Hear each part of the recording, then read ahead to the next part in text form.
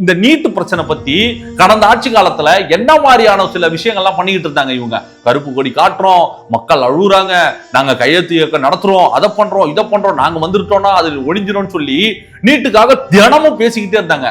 நேத்து கூட ஒரு பொண்ணு வந்து நீட்டு பயத்தால செத்து போயிருக்கு, ஒரு மாணவி இறந்து போயிருக்காங்க. அதை பத்தி யாருமே பேசல. இவங்க எல்லாம் என்னன்னா, இங்க மக்கள் பிரச்சனை பத்தி எல்லாம் நம்ம பேசக்கூடாது, ஏதாச்சும் ஒரு பிரைம் டாபிக் இல்ல பிரைம்ல இருக்கிறவனை பத்தி பேசி இவங்க வந்து ஒரு ஊடக வெளிச்சத்தை இவங்க மேல கொண்டு வரணும். அதை கொண்டு வந்துட்டு ஆட்டோமேட்டிக்கா பிரைம் டாபிக் போயிடும்ல.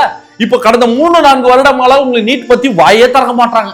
ரகசியம் தெரியும் சொன்னாங்க, இன்னைக்கு டெய்லி மக்கள் செத்துக்கிட்டு இருக்காங்க நீட்னால. ஃபீஸ் கட்ட முடியாம பயத்தினாலே மாணவர்கள் தற்கொலை பண்ணிக்கிறாங்க. இதை கடந்த ஆட்சியா தான் இவங்க சும்மா இருந்திருப்பாங்களா? ஐயோ வையகமே வானகமே, ஐயோ இந்த நீதி கேட்க யாரும் இல்லையா, நாங்க தாண்டா உங்களை காப்பாற்ற வந்த ஜகத் ரட்சகன் சொல்லிட்டு இவங்க இறங்கி வேலையை பார்த்திருக்க மாட்டாங்களா? இவங்க எல்லாம் நடிப்பு. அதனாலதான் வந்து நாடக கம்பெனிடா நீங்கன்றத தளபதி அவர்கள் வந்து மேடையில வெளுத்து விட்டாரு. அதையும் தாண்டி பாசிஸ்டான்னு சொல்லி ஆதவர்ஜன் போட்டு பொழந்தா இருப்பாருங்க. இவர்களுக்கு ஒரு நியாயம், மற்றவர்களுக்கு ஒரு நியாயம்.